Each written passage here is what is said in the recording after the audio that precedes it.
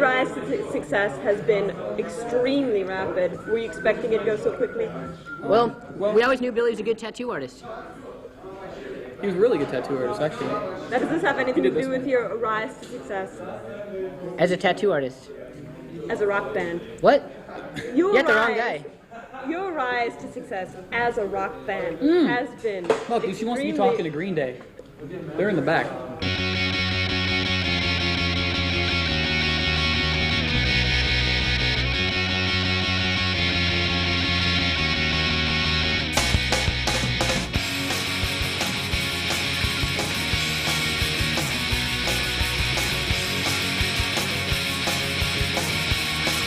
This sound that arose, of which Green Day is an example, was unique to the East Bay. They're right fine lads, all of them, and you know, they all have good hearts. They're going to just take it all the way. If no one bought a record, they'd still do it. Want music that you can feel and that you can have fun listening to, and that's what they were doing. They're like the Simpsons of punk rock, if you will. And they're also fun, they also play really well. Green Day were not, of course, an overnight success. It had taken hard work and a steady climb to get to the point where they could claim to be one of the biggest punk bands on the planet.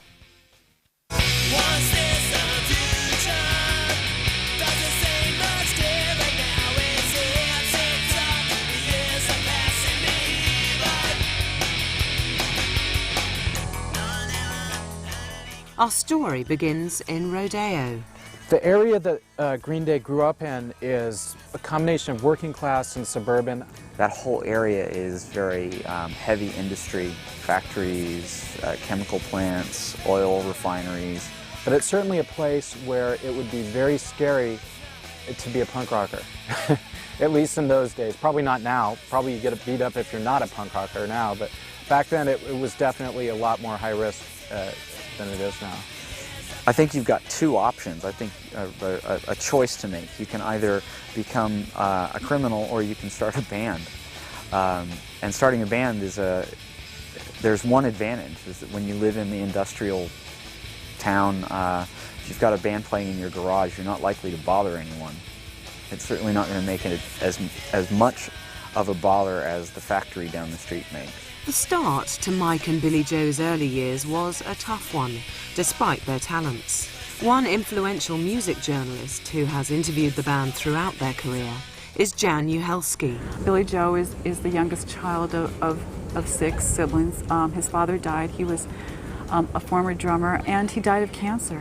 And so the mother had to support Billy Joe and the rest of the kids, and she was a waitress who worked at Rod's Hickory Pit. Meanwhile, across town, the young Mike was having a rough time as well. He was raised by a foster mother, and she's a Native American. He really has a deep kinship with being Native American.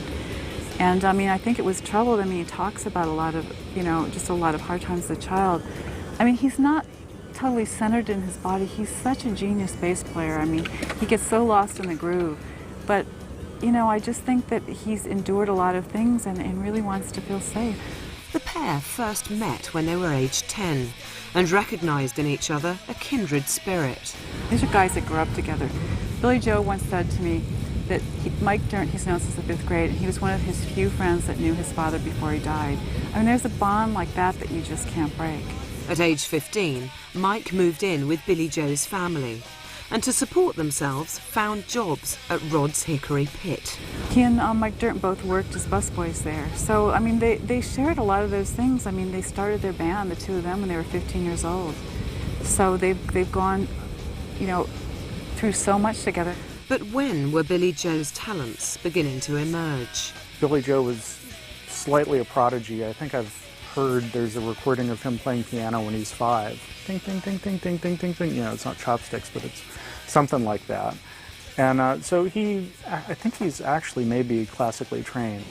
I know that Billy Joe has been a musician since he was 5 years old. His dad was a drummer, taught him how to play the drums, and at 5 years old he was singing in convalescent homes in Rodeo. So he's always been a musician. I know at least since he was 13 that Mike has been playing the guitar or bass. But what set Billy Joe and Mike apart from millions of other musicians was their sheer dedication. They took, you know, what they had in them, their own musical integrity and their stamina and their determination, and went for it and didn't turn back, didn't look back. And I think the results speak for themselves. Nightclub here in Alameda, California, that was called the Twilight Zone. And I booked a band called Sweet Baby Jesus, and they asked me if they could have some of their friends on the show. I said, sure, go ahead. One of the bands that they included was Sweet Children. I think they played first. They were easily the best band of the night. They looked awful. I think Billy had long, I know he had long hair. I can't remember if he had the dreadlocks at that time, and Mike certainly had long hair.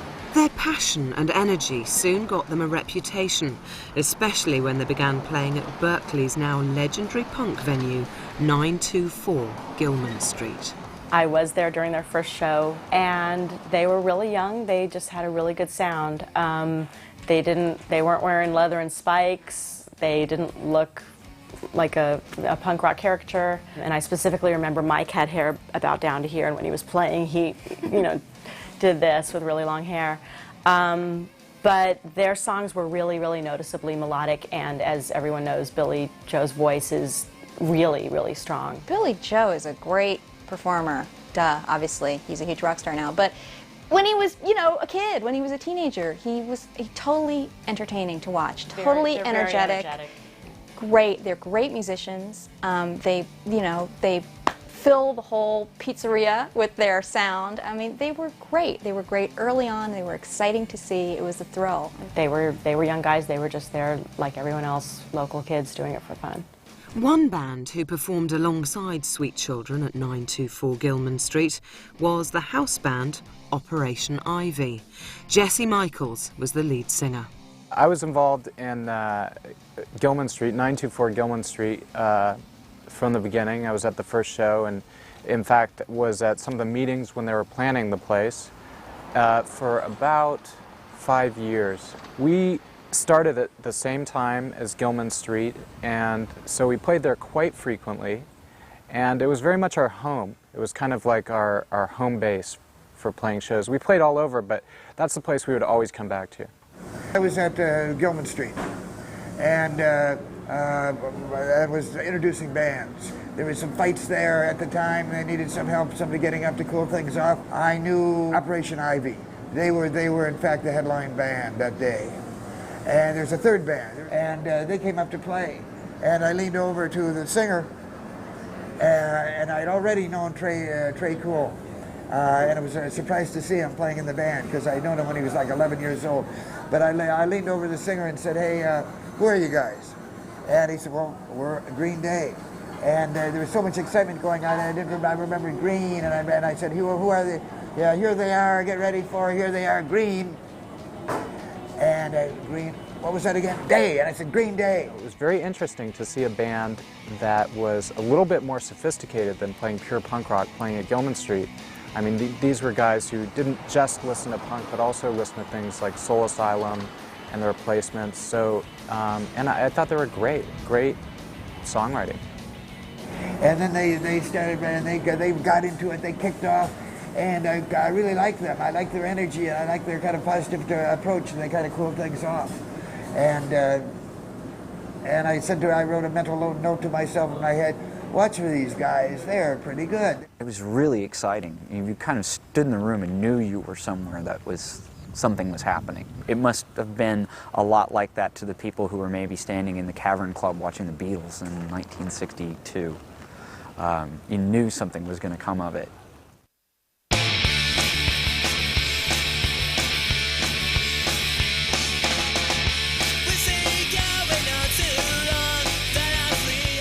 As Billy Joe and Mike performed with Jesse and Co., they started to form new ideas about what a band could be, and their dream of being signed to a label was about to be realised.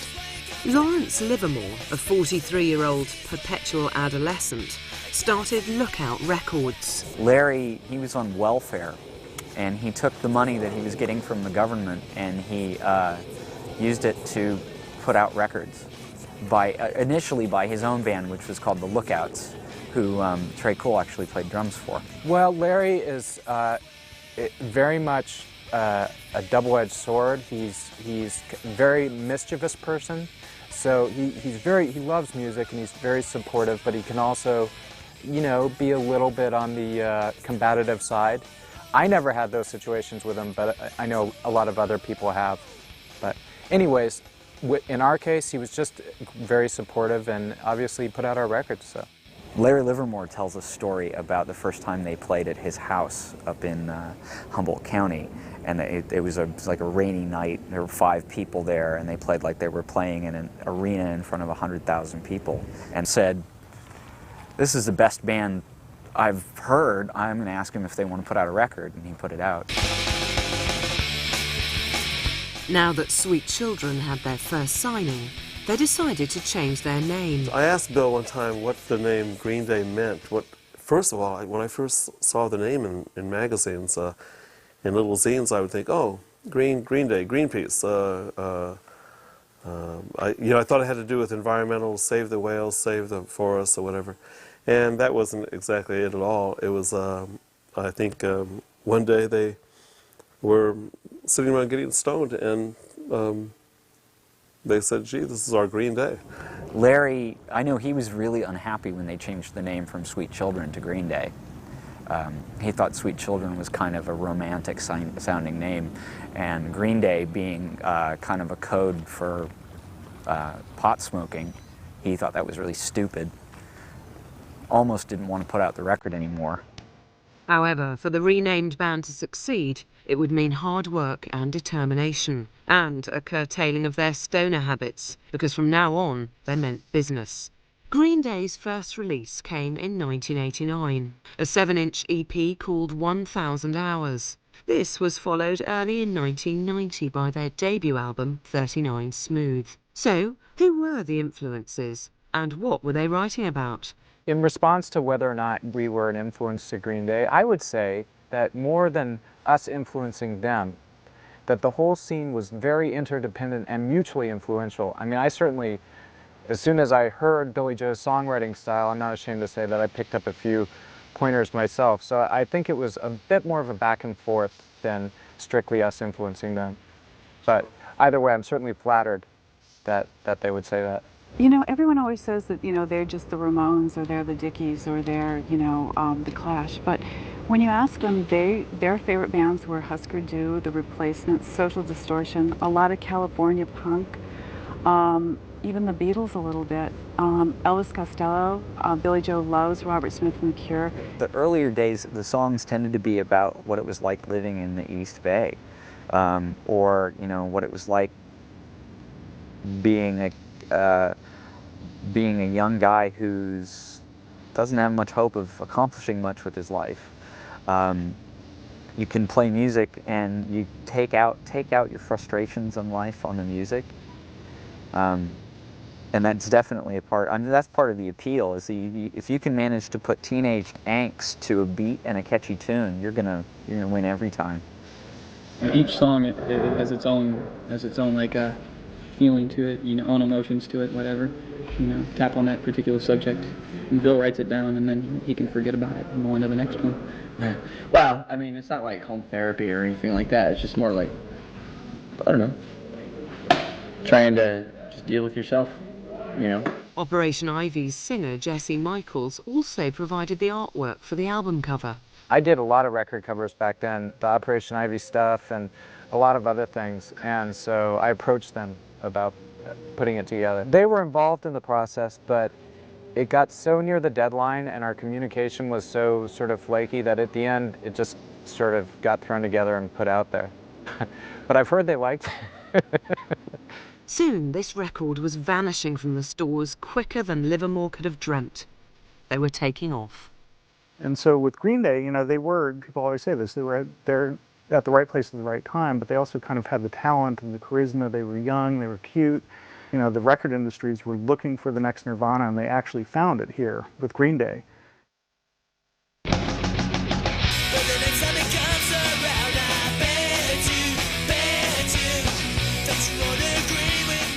While 39 Smooth was a success on the local scene, the band hit the road crisscrossing the USA and even landing a handful of shows in Europe. But the arduous tour took its toll on John Kiffmeyer, and he announced that he was quitting the band. Al left the band to go to college. I believe he still lives in the Bay Area, and he's been in a few punk bands. I'm sure he's kicking himself for not staying in the band, because I would be. He seemed like a very nice guy, but I also have heard a number of stories of his temper. And I could see, I've played in bands with people with personalities like that. It's hard. It's very hard. You hit a point, you're on the road in a van, and somebody is mad at the world, and they're taking it out on you, and makes it difficult to get to the next show. Not just turn the van around and go home. Bands are a lot like marriages. You have, it's very hard to, there's a lot of things that go into it. It's not just your friends and you get together and play music. You have to get along at a very deep level, and if it doesn't work, you've got to get rid of somebody. One thing that people don't know about Green Day is that Al and Trey weren't the only drummers in the band. A friend of mine, Dave E.C., was actually fill-in drummer. He was the first person to be asked to take over when Al left. Played with them for a few weeks, and then put himself out of the band. He just told them, I'm not good enough for you guys, you need a better drummer. And they gave him a songwriting credit on 2,000 Light Years Away, but he doesn't really expect anybody to pat him on the back for having quit Green Day right before they became a big deal. As the band prepared to go into the studio to record their second album, Lawrence Livermore suggested a new drummer nearer their age. Trey Cool was now on board, and the final Green Day lineup was complete. What happened the day that Green Day came to my show, I guess it was in the spring of '92, and there was kind of a buzz going around. People knew that Green Day were actually, there was a bidding war going on for them. And they did a show on Calyx. Actually, it was a show at the Gilman, but they were having us broadcast it, and I think it was kind of a way that Lookout was thanking the radio station and giving us a chance to kind of wave farewell to them. And, you know, it was kind of bittersweet. It was like nice to know that this band was going to succeed and that it was a really good band, but that also things were going to change. So they show up 20 minutes late, and they're stoned. And they were just stoned out of their minds. Totally unruly. Totally obnoxious. You know, they were just like, oh, they were over it. I'm this, 24-year-old guy who's completely earnest and wants to ask them about their songcraft. And, to them, they were just like, yeah, whatever. And I just could not tame them. All they wanted to do was pull records and play these old bands. Sweet Baby, Mr. T. Finally, I said, well, why don't we play one of your songs? They're like, yeah, that's cool. So I put this song on, and I go over to Jennifer, and I'm like, you've got to help me. You've got to, take over this interview. Just take it over. And she's like, no, it's your show. And I'm like, this is a disaster. I can't, this is just terrible. This is the worst radio moment I've ever had in my life. And she says, oh, okay.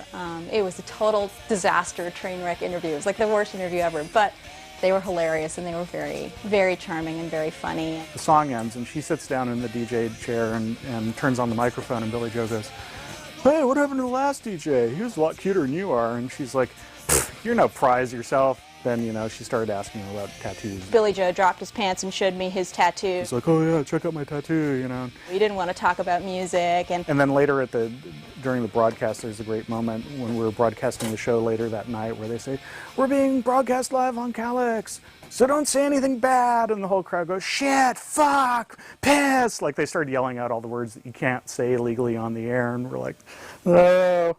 But it was pretty funny. And after that, they just went on to become huge stars. And afterwards, Lawrence Livermore, the guy who started Lookout Records, he was waiting upstairs, and he said, I'm so sorry. And I'm like, well, they're a punk rock band. In 19... Where the band tracked their record. They started in July, and if you come down this hallway, we'll actually see their framed CD on the wall. I think when the band first came in, I saw them as very young and punkish, and we weren't used to doing a lot of that kind of music yet, because it was almost fairly at the beginning of that genre. And they turned out to be sweet guys and fun, and a real pleasure to work with. They had a maturity about them. There was a gentleman named John Dookie who used to live in Berkeley, and he was the lead singer for this fabulously great hard rock band called Earthquake in the 70s. And his nickname, being John Dookie, was Dookie. And he hailed from the same area they came from. He came from Panola, which is just a stone's throw away from Rodeo. And he will say to this day that they named Dookie after him. And I have no idea whether it's true or not, but a number of people have said, hey, Dookie's after John Dookie. I mean, I don't remember them being very demanding, you know, as they would probably be now. It's just my guess. You know, things change after success. Dookie was still a record for all the losers, teenage misfits and confused adolescents. It only needed MTV to get behind the single Longview for the Green Day message to be heard worldwide and sell over 14 million copies. I think that if Green Day hadn't been on MTV with Basket Case, I don't think they'd necessarily be as big as they are now. Because when Basket Case came out, that video was such a great video that I think it got a lot of people into the band. And without MTV making alternative music safe for the masses kind of thing, kind of softening people up so that, yes, the average 12-year-old kid from Idaho could get into this stuff, I think that sort of helped a lot. I think television obviously played a good part in their success because people who could never have seen them live playing in Gilman Street in Berkeley are now, you know, if they live in Tulsa or Topeka, Kansas, they're able to see them and enjoy the music. And, you know, that's not bad if you can pull it off. So here we are in Studio D, where the band moved into to mix their record. And Guy Lento, actually, our chief tech, was around in that time too. So Guy, do you remember anything about the band being here with Rob Cavallo? Well, yeah, I remember that they were all analog, right? They definitely wanted to go old school. You know, you could tell that their idols were The Who and the Kinks, because I remember they were jamming with Rob Cavallo. They were playing guitar. Cavallo was a guitar player too, and you know, you'd come in at night and they'd be playing like Substitute or some, you know, old Who song like that.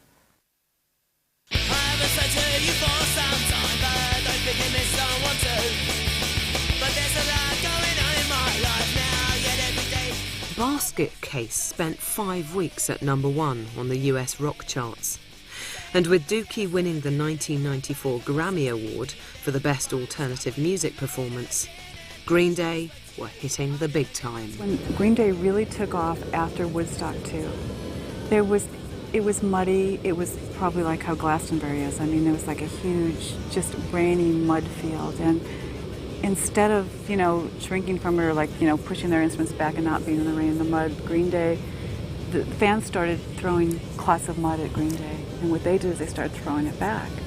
And it was just like this huge free-for-all that was covered on all the media. I mean, people just saw that. And what had happened during it is one of the security guards had thought Mike Dirnt was just a fan who had scrambled on stage and had like got him in like a, you know, a headlock. And during that, some fan had hauled off and threw a big cloud of dirt and hit him right in the teeth, and he had like his mouth was bloody and he had lost all his front teeth. And you know, they kept playing, you know, I mean, and as I said, it just made them this band that was, again, like their fans. They were like just in the moment. They were just engaged in all of, you know, this raucousness, and it was just an amazing news story. But I think that, coupled with the music, because they'd already released Dookie and it was selling fabulously, and then they had the Woodstock 2 news coverage, I think that all of a sudden lodged in everybody's minds as, hey, this band is like the real deal. You know, they really care. They give a great show, and it's like showbiz. The show must go on despite the bloody teeth. So I think that's the moment. When Green Day started to take off, I had mixed feelings about it, and my only possibly negative feelings would be jealousy. Like, I thought they were doing something really cool, and you know, now that I know a little bit more about what that life entails, I think I'm a bit less attracted to it, but I was just really happy for them. you know. I mean, they were working with a great producer, and things were just going very well for them. I happened to say to Trey, well, how's the band doing? Is it you just getting by, or you got a day job, or how's it going? He said, well, our last record sold about 9 million records. Whoa! Well, good. Good for you. And I realized that, you know, his perseverance has paid off over all the time, because they're quite dedicated. This is the house where Green Day lived just prior to being signed, and I think they shot some of their first video there, with Billy chopping up the couch. And there's a legend that supposedly the day they got signed, they all left and just left all their stuff there because they had so much fucking money, which is, I think it's probably bullshit. But that is the myth. The band delivered on everything they'd promised. And after the festival season and the start of their second tour, the band took the unprecedented step of fixing ticket prices at a maximum of $20 per head. That's just like one of the things that Green Day is about, is they're trying to make it a fun show for everybody, and they know that people, you know, don't make enough money to be paying like $50 for a ticket or something like that. In 1995, Rolling Stone magazine called Green Day the voice of a generation. But despite their thoughtful lyrics, they refused to allow their fans to take them too seriously. Green Day have a lot of stage presence, a persona. When they're on stage, they are personable to the audience. It's not like you're down there and we're up here. It's more like we're all together, and we're just going to do this, and we hope you enjoy it. And you know, take part in it. Don't sit back and just relax, but get up and move. And they really get into their show. This combination of individuals, when they go up and they are themselves and they have instruments, is pretty cool. It's exciting and entertaining and fun. And they're as fun, the amazing thing, they're as fun to watch in a big arena as they are in the back of a warehouse. They had 100,000 people in the palm of their hand. I had never seen anything quite like it. I mean, it was just like, the British fans, I think, are so wonderful in their, you know, sort of like willingness to express how happy they are. A lot of times Green Day won't come out with a set list. They just let the fans choose. And of course, the fans choose their hits or stuff from like Kerplunk or, you know, the early Lookout records. And they just like, you know, they always make a rule that they always bring somebody up on stage to play some instrument. I was up there, I was in the very front, and Billy was asking for people who could play drums. And I was up there waving my hands and all that good stuff. And Billy looks at me and asked me how long I played. And I said, I held up my hand 10 years. He's like, if you can't play drums, I'm going to kick your ass. And I'm like, that's fine. And so he's like, all right, bring him up. And they pulled me up on stage. Trey kept, you know, telling me, dude, you're kicking ass, you're the shit. Then afterwards, I was just ecstatic. I had really bad cotton mouth, so I grabbed Trey's beer and took a big swig off that. And like every time that there's a rather average show, I mean, Billy Joe will drop his pants, you know, and wag at the crowds just to get them up. I mean, now he wears a thong because he thinks that's a little dirtier. I mean, you know, there's something about nudity in Green Day, but they're always there for a lark. Going to their shows was always a pain in the ass because there would be hundreds of girls doing the fish dance.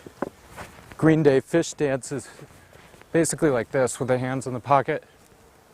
So that was something that once we saw that happening, we knew that that something big was going on. The thing about this band is they're not a band you're going to download off the internet. They're a band that's so good live. And people just forget about that. And you never know what to expect because they don't stick to set lists. They just go off. They'll do like Black Sabbath covers. They'll do Kiss songs. You know, they'll do everything. And, you know, it's really quite a show. The finales are usually quite dramatic, too. Trey will generally wind up trashing some piece of furniture or instruments. And I think the crowd hangs around to see the final ending so they can take part in this orgy of destruction at the end.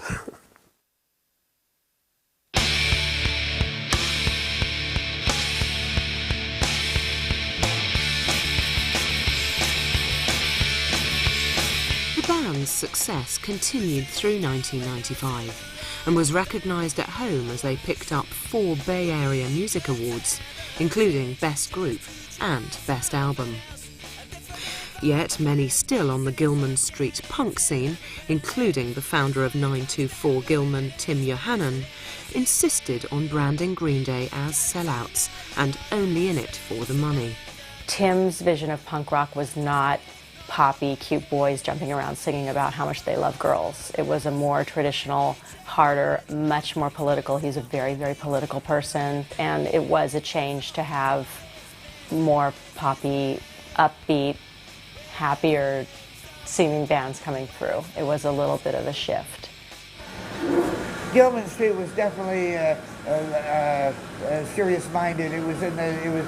They definitely had their particular idea of what punk rock was, and whether Green Day was part of it. I think it was then that they began to say, "Well, these people are pop, too pop." Green Day was too pop. Part of it is just that there's a kind of, within that the subculture, there's this equation that says if you are liked by the masses, you're a sellout, you stink, and we're not going to have anything to do with you. And I think that definitely happened with Green Day. Gilman Street was punk rock with a capital P. They were as serious about their punk rock as they were about their radical politics. So that was their policy. It was quite easy to sell out as far as they were concerned. The same people who are saying that, many of them, were also running into Billy or Mike or Trey on the street and saying, "Hey man, can we open for you?" Trying to get a little piece of the coattails, trying to kind of ride along, because they're recognizing this is the biggest audience we're ever going to get to play for. Oh, people who criticized Green Day were basically their peers, the people that they came up with, and the people who played and went to Gilman Street, the cradle of punk civilization where it all started. I think that the thing is they all thought they were in it together, and they saw Green Day signing with Warner Brothers as defection.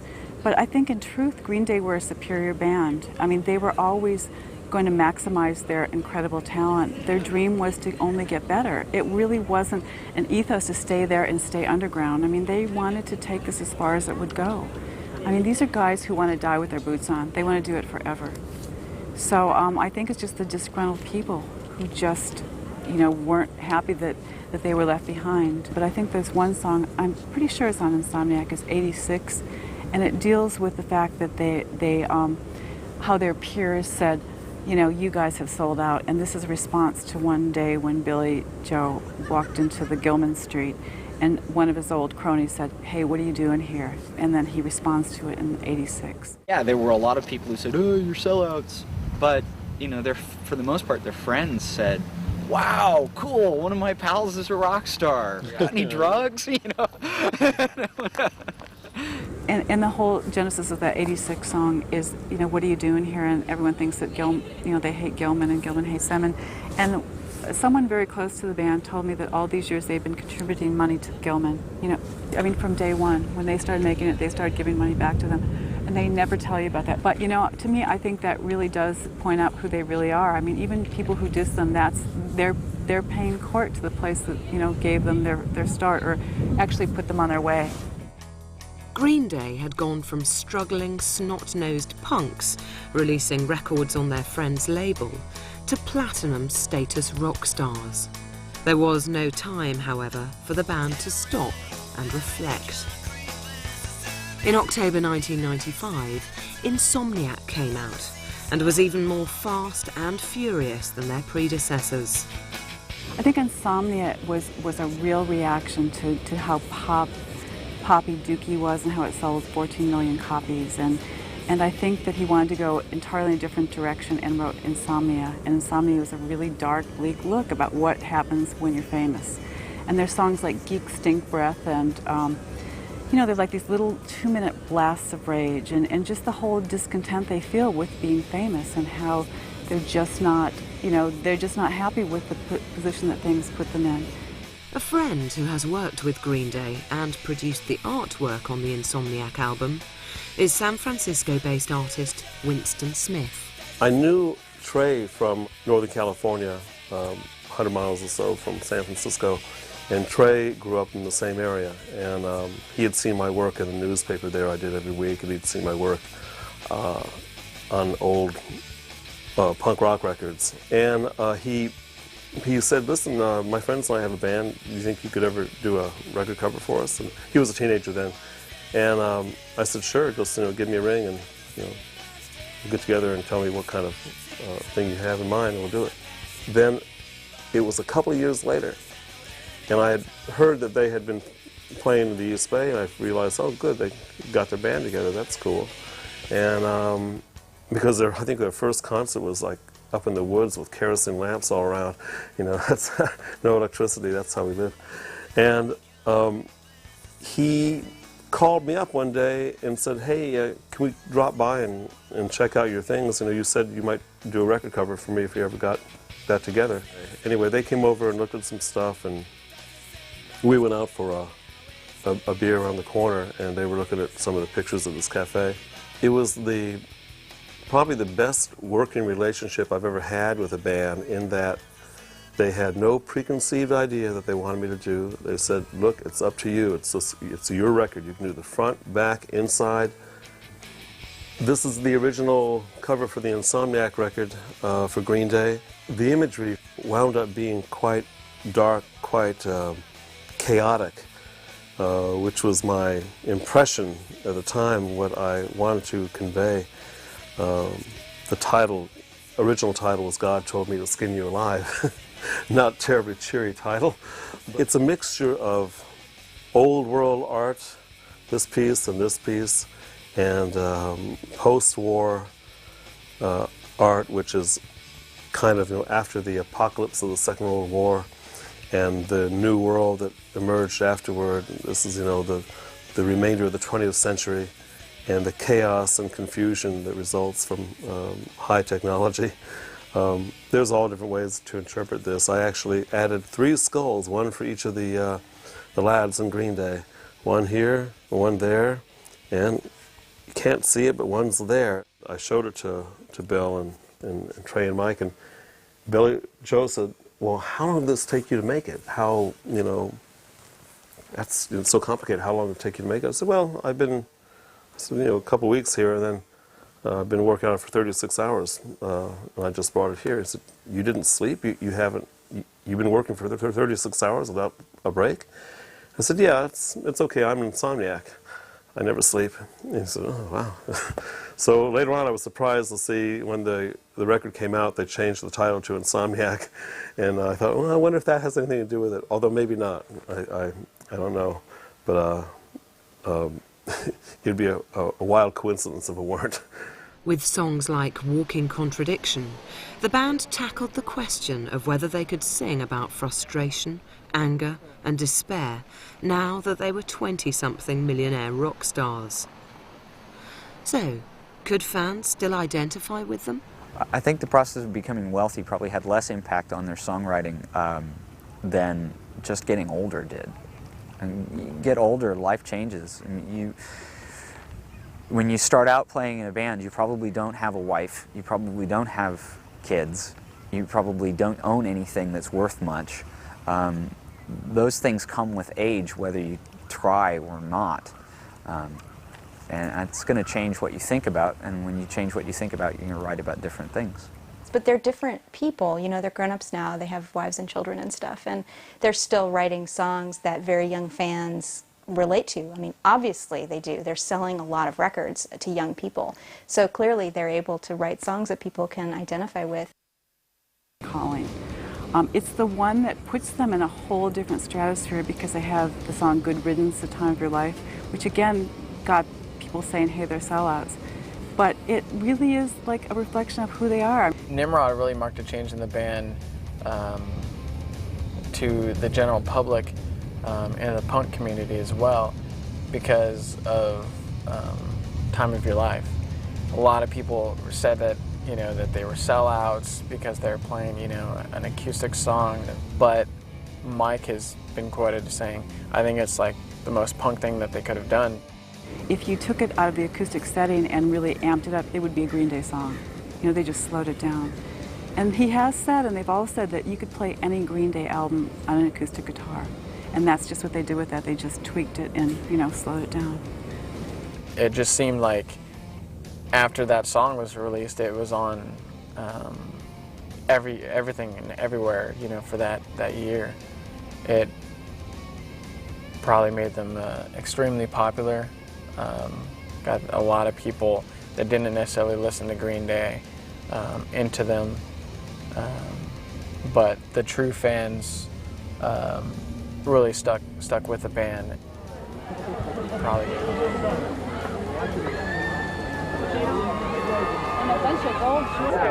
Okay. Hello? This is the news. Hi. So are you guys excited to be here tonight? What's going on with you guys tonight? What are you up to? Oh, we're just here right now and hanging out, having a good time, drinking beer. Got nominated for a couple things. Maybe we'll win. Most likely we won't. It should be fun. You're going to be okay if you don't win, or if you do? I'm going to be just hard working. Been there. Been there. I have enough football trophies at home to hold me over. I'm fine. All the craziness coming. Okay, here at Hollywood projects coming up. Any new videos? What's that? Any new songs, albums, videos coming up? Maybe I think we're putting out another single for Hitchin' a Ride. Or not Hitchin' a Ride. That was the first one. Nice Guys finished last. Yeah. So. That's the first song on Nimrod, though, so it's easy to confuse. With accents. Pat O'Brien. Hey, all right, guys. As the band were about to set off on a major tour to promote Nimrod, it was evident that they still had that quintessential punk rock streak. They're totally naughty. There's this really funny story. When they were recording Nimrod, they were staying at this West Hollywood hotel, Sunset Marquis, where everybody stays. And I think they were there for some awards show, and they were staying, I think, on the third floor, and on the second floor was Juliette Binoche, who had just won the Academy Award for the Best Supporting Actress. And she was complaining about the noise level. They were just being really raucous. So the hotel staff asked them to keep it down a couple of times. So just as their gift to her, Mike Dirnt, dropped his trousers, stuck his butt over the railing, and defecated on her lanai. And he'll admit it, and it's a really hilarious story. And she tried to get them thrown out, but they wouldn't throw her out. So it's kind of that kind of punk spirit, the one that you see like Blink-182 calling their albums Enema of the State. I mean, there's got to be some kind of correlation between feces and punk rock. And Mike, being accident-prone too, is legendary.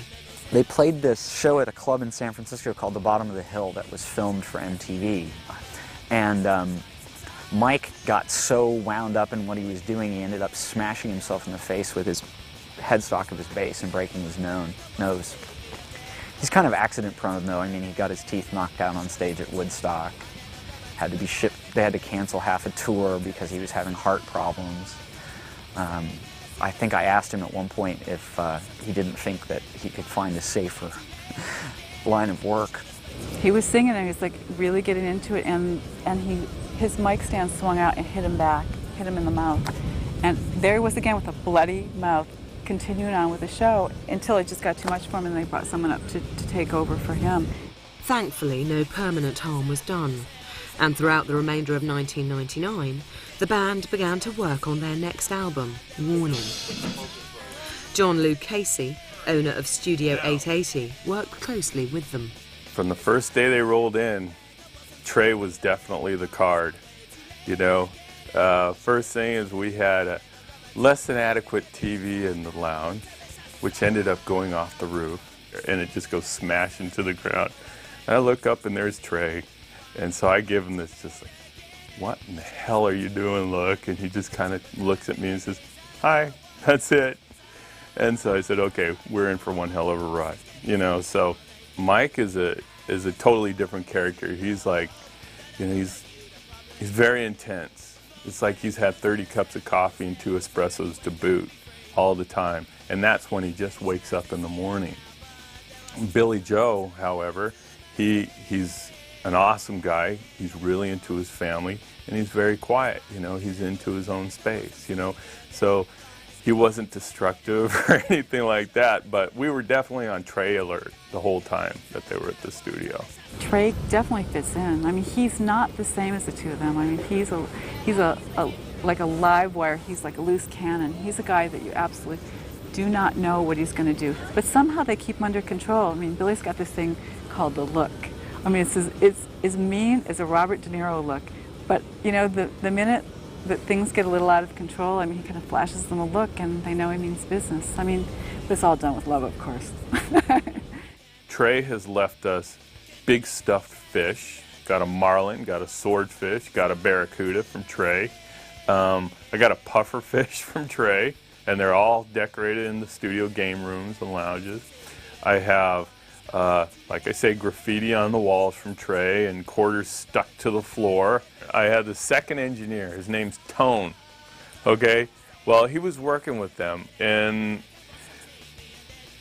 Trey was in the lounge, and he was on the internet, and he was just going through this crazy site. It was just all dominatrix, you know, sites.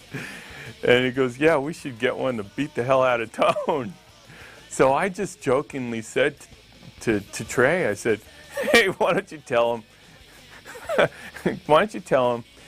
if he doesn't take the beating, he doesn't get an album credit. So I didn't know how serious he was until the next day I walk in, and I'm hanging out at the studio, and these really frightening big girls come into the studio, right? So they walk into the big live room here, and Tone is just, he's a redhead. Well, his face matched his hair. I mean, unbelievably, and he was freaked out, and Mr. Simone kicked his butt, and they videotaped this whole thing. Well, at the beginning of that second song on Warning, you can hear Tone getting beat. I've been fortunate enough to, become friends and do things with them. From what I see, Green Day is the tightest knit family you can never get between those guys. Those guys have a bond like no one else's business. But Warning also marked a difference to previous albums. Again, they were trying to go in an entirely different direction from Nimrod.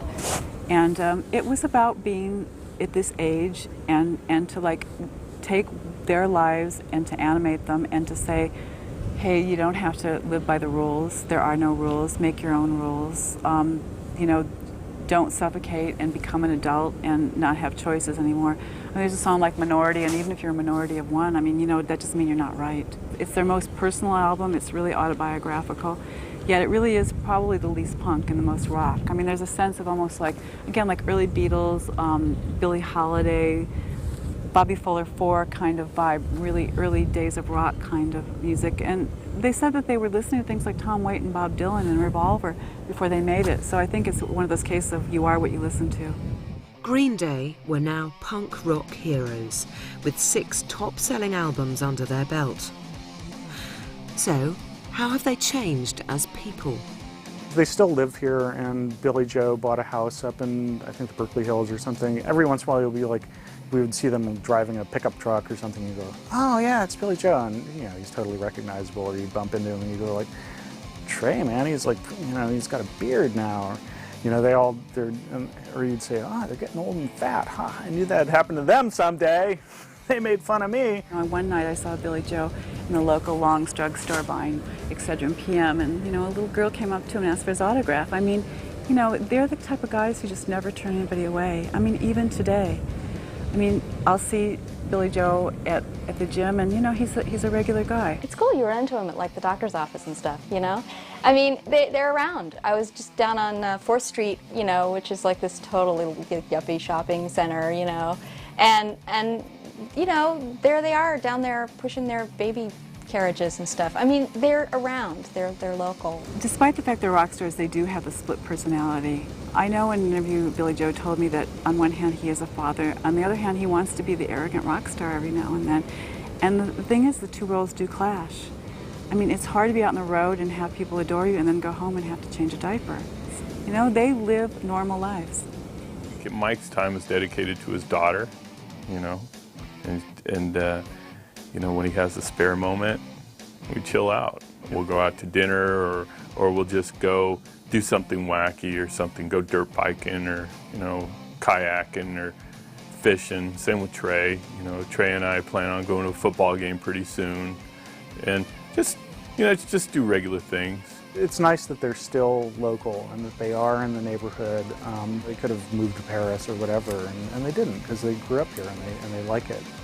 Billy Joe actually bought a house on my route amongst all the doctors and lawyers and Nobel Prize winning professors and so forth. And they had a nanny. I think they went through about 2 or 3 nannies during the time that they lived on my route. The dog looked just like him, a little round head dog with big eyes. And usually you give your mailman something for Christmas. I didn't get anything.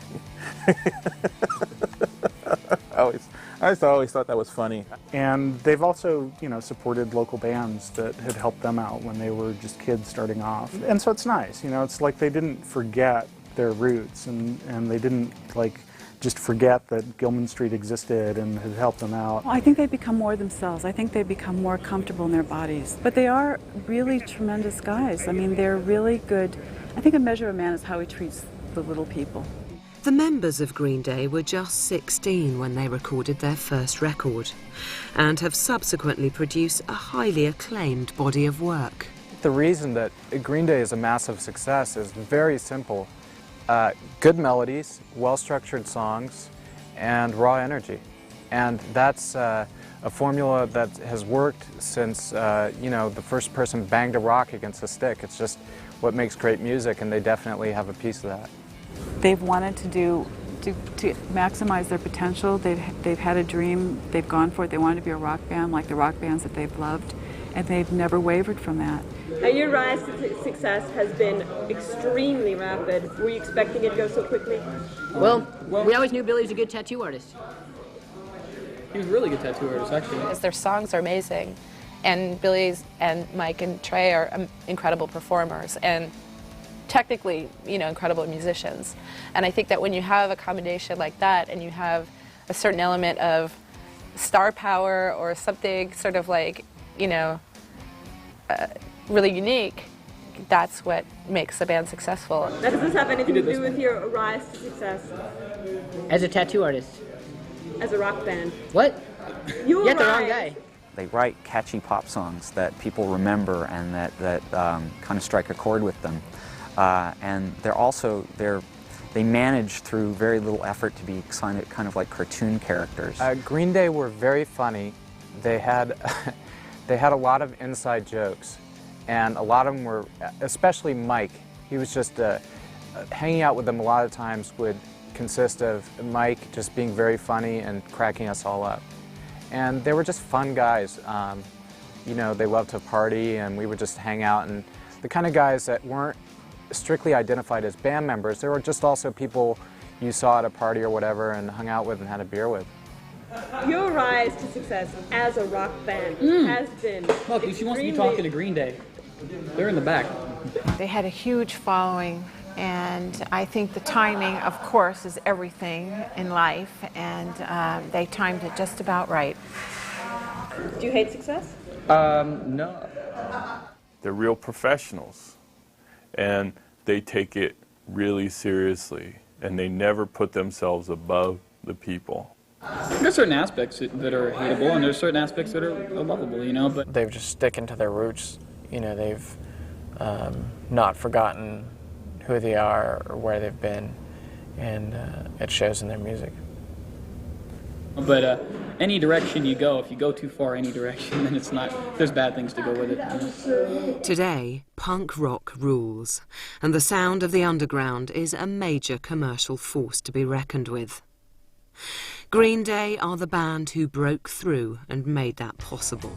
And to see that they worked so hard and have come from a background with quite a few obstacles in it, and risen above all that, to see them have this success, I think is great. They've had a long, hard struggle to the top and have managed to stay there despite their competitors and the critics who couldn't wait to see them fail. People are more likely to remember them as kind of a legendary band than, say, all the bands that came in their wake, because they wrote songs that they cared about and they did them well. They are a band who broke down the boundaries between punk and pop. A band who don't care what you think of them, so long as everyone's having a good time. I'm sure they're going to be remembered as the people who, one of the bands who helped put punk rock back on the map.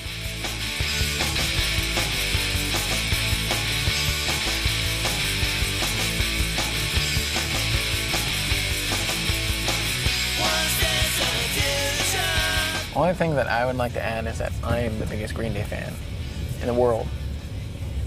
Everywhere. No one's bigger than me.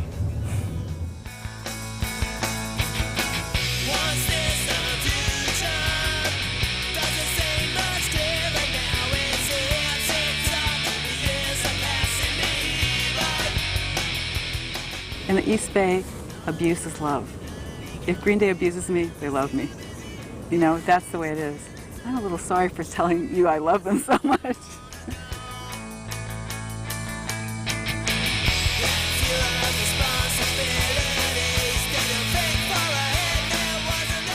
Diamond D double load is right here, as you see.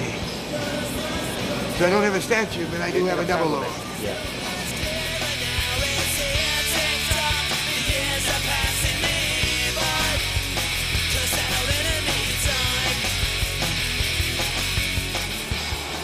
Give them like 50, 60 bucks. Pictures. Do not do that to me. I'll take that.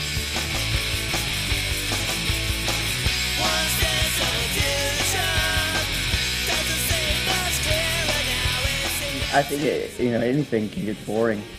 If it's kind of goes on for a long period of time. It's just like anyone who hates their day job or hates their school or hates their parents or whatever. It's just one of those things.